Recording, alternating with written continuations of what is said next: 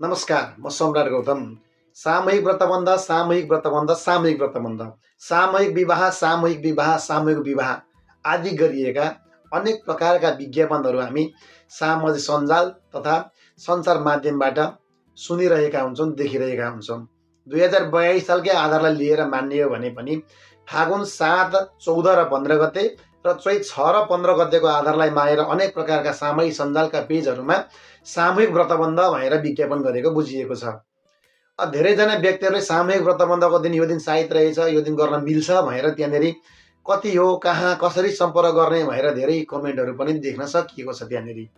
अब हामीले बुझ्नुपर्छ, पात्रोले बताइएको साइतको आधारमा आफ्ना घरमा भएका बालकहरूको व्रतबन्ध जुरेको छ कि छैन त्यो पनि जुराउनु पर्ने हुन्छ। पात्रमा लेखिदियो साइत, यसकै आधारमा चाहिँ हुँदैन, किनभने पात्रमा लेखिएको साइत समग्रमा लेखिएको हो। तर जो बटुक बालक हजुरका घरमा छन् ती बालकको राशिको आधारमा त्यो दिन चाहिँ उपयुक्त छ कि छैन भन्ने कुरो चाहिँ आज हामीहरू चर्चा गर्नेछौँ।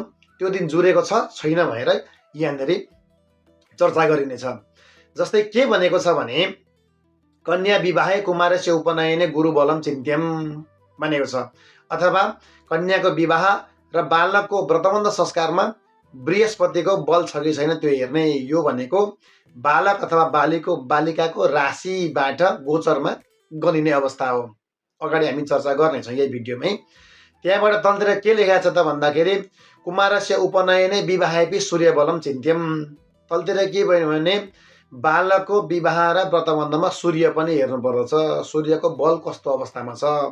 त्यही गएर तलतिर के लेखिएको छ त भन्दाखेरि उभयो चन्द्रबलम इति चिन्त्यम।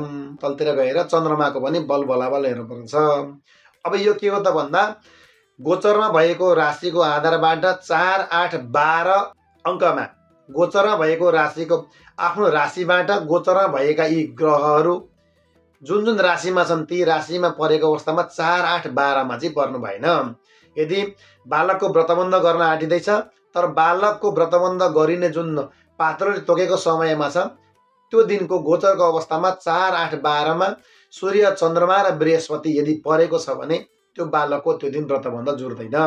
अथवा विवाहको प्रसङ्ग छ भने जुन दिन व्रत विवाहको लागि साइत पात्रमा दिएको छ तर बालकको चाहिँ त्यो दिन सूर्य र चन्द्रमा 4, 8, 12 नम्बरमा यदि पर्दछ भने त्यो दिन पनि बालकको विवाह जुर्दैन।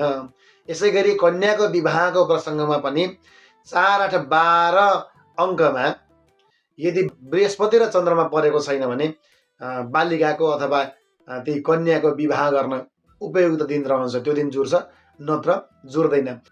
अब कसरी गोचरबाट 4, 8, 12मा भएको राशि पत्ता लगाउने भन्ने सजिलो उपाय म यहाँहरूलाई बताउन गइरहेको छु।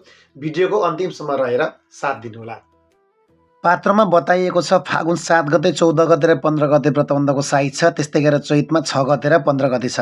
अब मानौँ फागुन 7 गतेको गोचरको अवस्था हेरौँ र फागुन 7 गतेको आधारमा मेष राशि भएको व्यक्तिलाई व्रतबन्ध जुर्छ या जुर्दैन हामीहरू विवेचना गर्नेछौँ।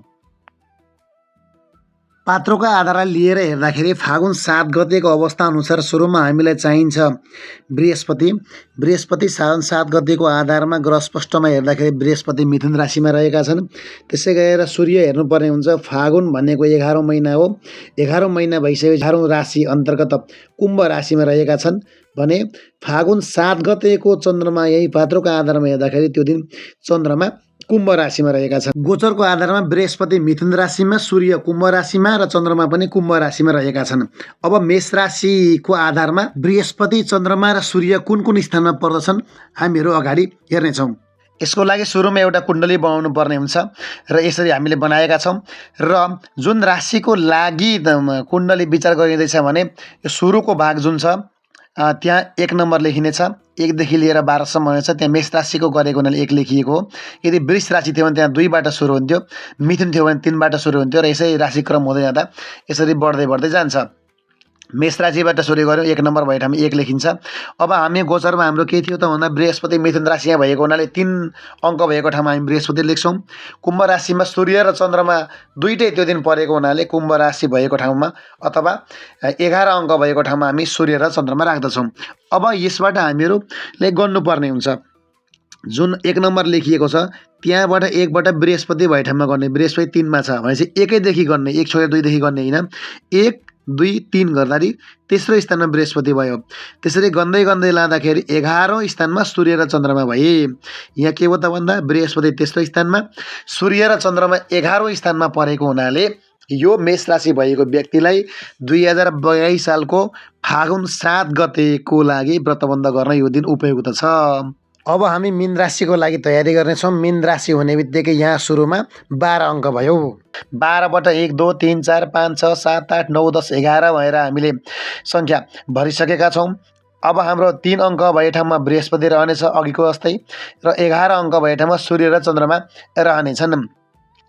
अब 12 अङ्क भएको ठाउँबाट 3 गन्दाखेरि 1 2 3 4 4 अङ्कमा बृहस्पति पर्यो र 5 6 7 8 9 10 11 12 12 अङ्क भए ठाउँमा सूर्य र चन्द्रमा परेको छन् भनेपछि यहाँ के भयो त भन्दा 4औं स्थानमा बृहस्पति र 12औं स्थानमा सूर्य र चन्द्रमा परेको हुनाले मीन राशि भएको बटुको लागि 2082 सालको फागुन 7 गते व्रतबन्ध गर्नको लागि दिन उपयुक्त रहेको छैन। यसरी नै हामीले अरू राशिको पनि कुन राशिमा जुर्छ कुन राशिमा जुर्दैन भनेर यसरी नै हिसाब गरेर निकाल्न सक्नेछौँ।